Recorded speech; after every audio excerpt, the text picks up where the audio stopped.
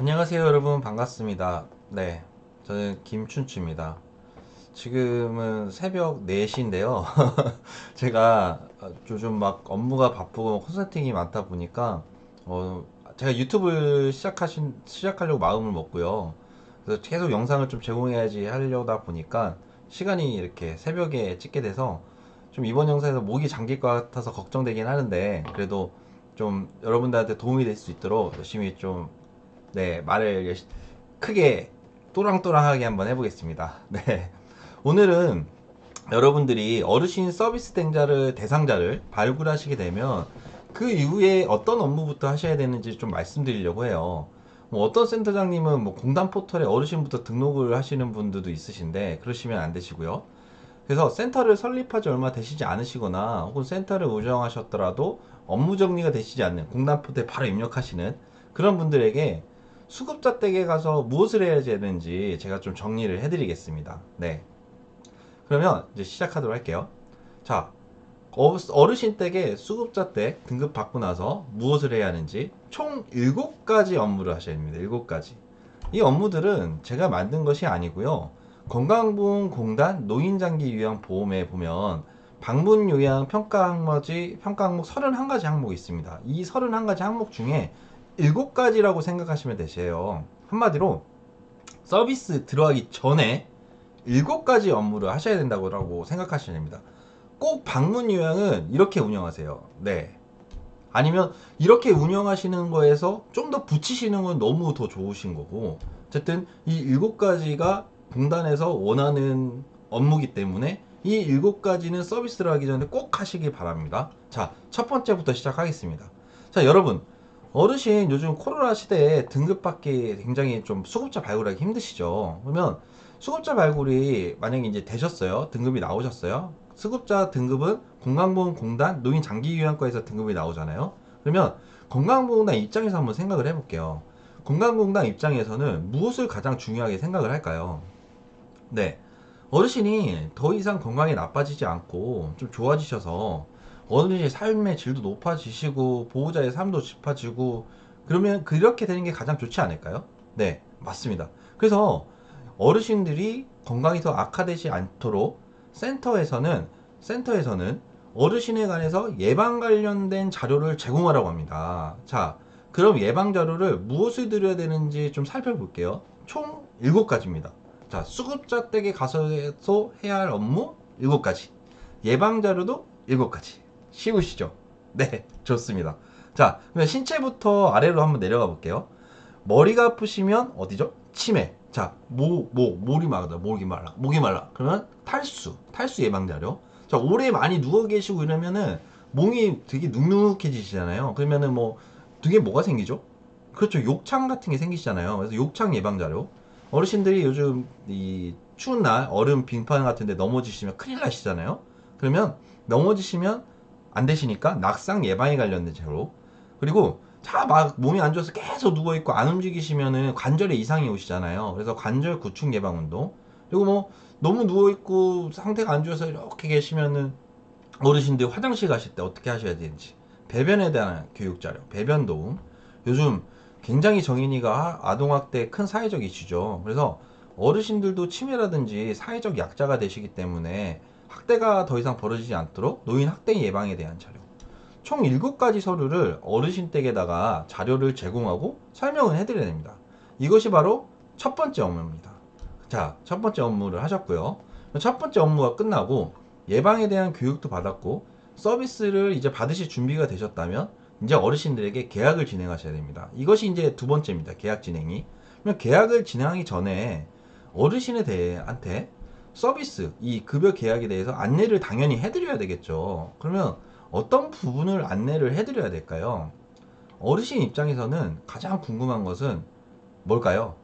네, 맞죠. 이게 본인 부담금, 돈이 얼마가 드는지, 그리고 이 돈이 든 만큼 어떤 서비스를 받을 수 있는지가 중요한 겁니다. 뭐 예를 들어서 뭐 월요일부터 뭐 금요일까지 서비스 3시간, 뭐 3, 4등급, 5등급은 3시간이고 1, 2등급은 이제 4시간씩 받으실 수 있잖아요. 그러면 3시간, 4시간을 받으면 이 비용, 이 본인 부담금이 얼마나 받는지, 이 얼마를 내가 내야 되는지에 대한 설명을 해 주셔야 됩니다. 그리고 이 3시간, 4시간 동안 어떤 서비스를 받으실 수 있는지 좀 설명을 드려야 되고요. 아, 그러면 내가 이 설명을 들었더니 이제 좀 알겠어. 그렇게 되면 이제 계약서를 진행하시는데, 계약서는 두 부를 작성하십니다. 두 부를 작성하셔서 한 분은 수급자 댁에다 드리고요. 한 분은 저희 기관에서 보관하시면 되세요. 그러면은 이 계약서에 무슨 내용이 들어가야 되느냐? 계약서에는 계약서 요건이 다 충족되셔야 되는데, 장기 요양 급여 비용 표준 약관 필수 항목도 넣으셔야 되고, 뭐 계약 일자, 계약 기간, 계약 당사자, 뭐 서명 이런 것들이 들어가셔야 됩니다. 그리고 나서 계약서를 잘 작성하시고 나시면 이제 관리라는 것은 제가 생각할 때 문제가 벌어지지 않게 하는 게 관리잖아요. 그러면 문제 상황이 우리가 수급자 때 모시다 보면은 크게 한 두 가지가 저는 일어나는 것 같아요. 하나는 야 아줌마 이거 다 해줘 이런 호칭 문제, 그리고 이 다 해줘라는 뭐 파출부 같이 이렇게 부리신다는 거죠. 그러면 안 되시죠. 이분들은 그 공단에서 어떻게 보면 나라에서 국가 자격을 뜨신 요양사 선생님이신데요. 네, 그렇기 때문에 이런 일들이 벌어지지 않기 전에 충분한 교육을 해야 됩니다. 말씀드린 대로 이 급여 제공 범위는 요양보호사 선생님은 어르신만을 위한 서비스 제공해드린다는 안내라는 거 하나 하고요. 그리고 아줌마, 선생님, 아줌마 이러시면 안 되게 선생님 이렇게 호칭하실 수 있도록 직원에 대해서 저희 사회복지사나 요양사 선생님들에게 지원 대구를 어떻게 해드려야 되는지 안내를 해주셔야 됩니다. 이 안내는 문제가 벌어지기 전에 저희가 관리하기 위해서 안내를 해주신다고 생각하시면 되시겠습니다. 네, 이게 이제 두 번째 업무가 되시는 거고요. 그러면 자, 어르신한테 첫 번째 예방조를 드리고 두 번째 급여 제공에 대해서 안내하고 계약서를 받으셨다면, 세 번째로는 어르신이 어떤 상태신지 저희가 파악을 해야 되는 겁니다. 상태를 파악하기 위해서는 저희 마음대로 막 파악을 하는 게 아니에요. 건강보험공단 노인장기요양과에서는 이 어르신을 잘 파악하라는 도구를 주는데요. 이 도구가 바로 위험도 평가라고 생각하시면 됩니다. 위험도 평가는 낙상, 욕창, 인지 이렇게 생각하시면 되세요. 이 세 가지 그냥 딸딸딸딸 외워주시면 되세요. 그래서 낙상 위험 측정 도구는 그 권위 있는 전문가인 HUHN이라는 이분의 낙상 위험도 평가 도구, 그리고 욕창 위험 측정 도구는 BRADEN 바든 스케일에 대한 평가 도구, 그리고 인지 기능 검사 도구는 KMMS라는 평가 도구를 통해서 이 세 가지를 위험도 평가를 하시게 됩니다. 근데 혹시 뭐 치매 약을 드시거나 뭐 치매 진단을 받으셨다는 분들은 굳이 인지 검사는 하진 않으셔도 됩니다. 근데 이 위험도 평가를 할 때 중요한 부분은요, 이 검사 일자와 주기가 중요한데요. 검사 일자는 서비스 시작하기 전에 되셔야 됩니다. 왜냐하면 생각해 보세요. 저희가 어르신 상태를 잘 파악하고 서비스를 제공해야 되는 게 당연한 거 아닙니까? 그러니까 이 검사 일자는 무조건 서비스 시작 전에 작성하셔야 되는 거고요. 그리고 한 번 작성했다고 끝나는 게 아니죠. 최소한 1년에 한 번은 위험도 평가를 다시 한번 검사를 하셔야 합니다. 연 1회 이상. 그러니까 연 1회 이상이니까 뭐 한 번도 되고 두 번도 되겠죠. 네. 이렇게 주기로는 1년 이내에 또 하셔야 되는 겁니다. 자, 그러면 세 번째 위험도 평가를 하셨어요. 세 평가를 하셨으면 이제 네 번째로 어르신에 대한 파악은 했고, 어르신 상태를 좀 파악하고 그 다음에 이 급여 제공, 앞으로 이분은 월요일부터 금요일까지 몇 시간 서비스 필요하고 이거에 대해서 어떤 내용이 들어가야 된다, 이런 필요한 서비스를 또 파악하기 위해서 또 수급자와 수급자 보호의 욕구를 파악하셔야 됩니다. 그래서 이거를 욕구 평가라고 하는데요. 당연히 욕구 파악도 서비스 들어가기 시작 전에 하셔야 되겠죠. 이것도 주기가 욕구 평가도 연 1회 이상 하셔야 됩니다. 그러니까 그냥 심플하게 위험도 평가, 욕구 평가 같이 한다 이렇게 생각하시면 됩니다. 그래서 욕구 평가는 총 8가지 항목을 평가하게 되는데요. 우선 첫 번째, 그 어르신 상태를 파악하는 어르신 신체가 어떠신지, 어떤 질병을 가지고 계신지, 그리고 인지 상태는 어떤지, 이 세 가지를 보게 되고요. 그리고 본인의 욕구를 본인의 입으로 얘기하실 수 있는지 의사소통을 파악하게 되고요. 그리고 제가 경험상 어르신들이 건강이 좋아지시려면 잘 드셔야지 건강해지시더라고요. 그래서 어르신 잘 챙겨 드시는지 영양 상태를 보고 있고요. 그러면 이 영양 상태를 챙겨주는 이 가족과 환경이 어떤지, 가족 및 환경 상태를 보게 되고요. 그리고 수급자가 이 서비스를 통해서 또 어떤 욕구가 있는지, 이런 주관적 욕구를 파악하게 되고, 그리고 마지막으로 어르신이 지역사회에서 뭐 병원을 다니시든지 뭐 종교활동을 다니시는지 그 외에 뭐 어떤 서비스 기간에 활용하시는지 자원 이용에 대한 총 8가지 항목을 작성하게 됩니다.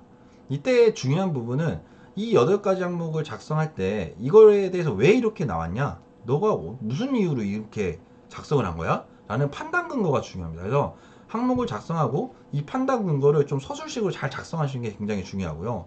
그 다음에 이걸 다 8가지 항목과 이 판단 근거를 작성하시고 나면 수급자명, 아까 말씀드린 이 일자, 그리고 작성자명, 이 8가지 항목을 종합적으로, 그래서 이 8가지 항목을 판단권에서 종합적으로 다 작성을 해서 어떤 서비스가 필요한지 총평을 작성하시게 되는데요.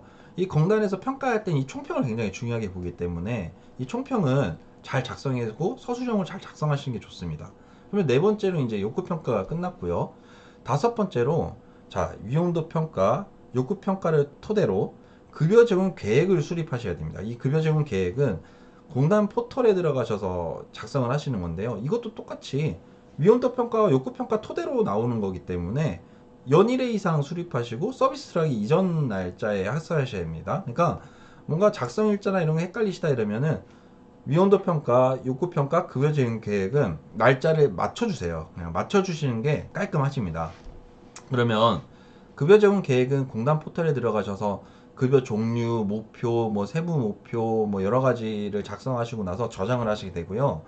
이 저장을 하시고 나서 이제 출력을 하시게 되는데 이 출력하시면 두 부가 출력이 되세요. 그래서 두 부를 출력하셔서 한 부는 수급자 댁, 한 부는 이제 그 저희가 보관하셔서 서명을 받아 놓으시면 됩니다. 네. 그러면 이제 다섯 번째 급여 제공 계획을 세우라 하셔서 공단 포털에서 출력하셔서 두 부를 하셔서 나누신 거고요.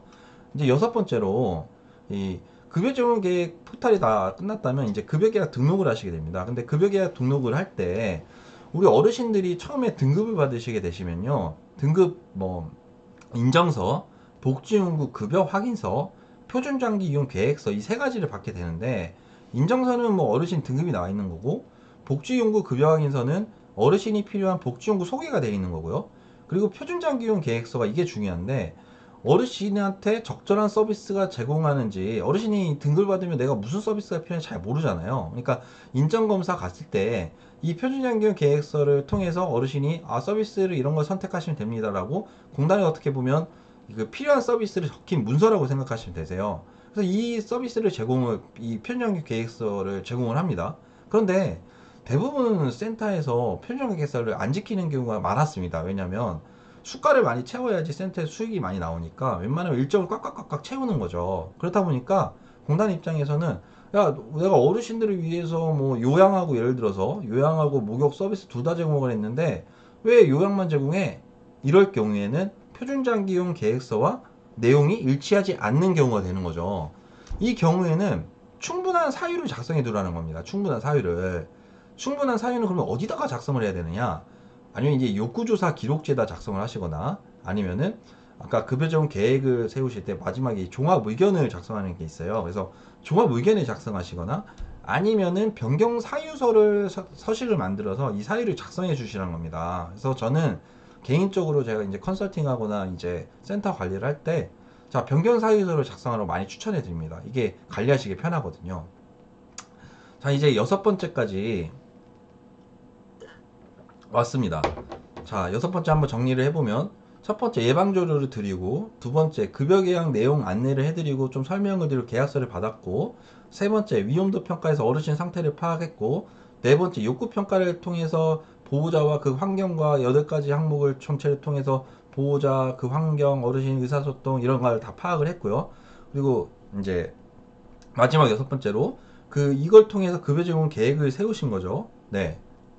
그리고 마지막에 이제 세우신 거죠. 그리고 여섯 번째로 표준연금 계획서라 내용이 다를 경우에는 충분한 사유까지 잘 작성을 하셨습니다. 그럼 이제 이 마지막 그 서류를 어디다가 보관을 해야 될까요? 이 서류 보관은 네, 맞습니다. 저희 센터 설치 신고하실 때 시군구에서 이 서랍장, 이 잠금 장치가 있는 서랍장에 있는지 확인하셨을 거예요. 이 잠금 장치 있는 서랍장에 보관하신다고 생각하시면 됩니다. 이것이 이제 마지막 7번째입니다. 그래서 개인 관련 자료는 잠금 장치가 있는 서랍장에 보관하셔야 된다는 거죠. 정리하자면 사무실에 잠금 장치가 있으셔야 된다는 겁니다. 네. 저희가 지금 이제 총 7가지 정리가 끝났고요. 이 7가지 항목들이 이제 어떻게 평가하고 확인하는지를 제가 말씀을 드리고 오늘 정상을 좀 마치도록 하겠습니다.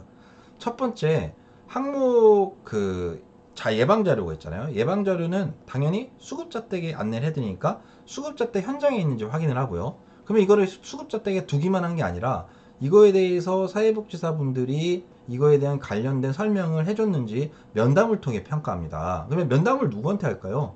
그렇죠. 수급자나 수급자 보호자한테 면담을 확인을 하겠죠. 두 번째로 급여 제공 안내를 잘 받으셨어요? 이것도 면담을 통해 확인하겠죠. 그리고 급여 제공에 대한 면담을 하고 계약서를 썼는지, 그리고 이것도 계약서가 그러면 어르신 댁에 현장에 있는지 현장을 통해서 확인하겠죠. 그리고 급여 제공 범위와 직원 대우에 대해서 안내를 받았는지 이것도 어르신한테 물어보겠죠. 그러니까 면담을 통해 평가를 하게 됩니다. 그 다음 세 번째, 미온도 평가. 네 번째, 욕구 평가. 다섯 번째, 급여 제공 계획. 여섯 번째, 표준장기 이용 교육서랑 일치 아닐 경우에 충분한 사용이 있는지, 이런 것들은 모두 기록으로 평가하는 겁니다. 그러면 기록은 어디에 있어야 할까요? 네, 맞습니다. 이 기록들은 센터에 있어야 되는 거고요. 이 기록들은 평가 항목에 맞는 지표가 있습니다. 어떤 내용들은 잘 지표가 있는지, 이 평가 항목과 이 지표에 따라서 잘 작성한 이 기록들은 무조건 사무실에 있어야 되는 겁니다. 네. 그리고 마지막으로 이 기록들은 개인정보 보호기 때문에 잠금 장치가 있는 서랍장에 보관하셔야 되는 거고, 이 잠금 장치는 사무실 내에 있어야 되는 거고, 사무실 내에 있는지는 현장을 통해서 확인하는 겁니다. 네. 자, 이제 정리가 되시죠? 근데 센터를 운영해 보시지 않으셨다면은 제가 지금 말씀드린 용어들이 익숙치가 않으셔서 잘 이해가 안 가시는 분들이 많이 있으실 텐데요. 아마 센터를 운영해 보시는 분들은 제 영상이 좀 도움이 되셨을 겁니다. 제가 오늘은 이 영상을 통해서 큰 흐름을 잡아드렸고요.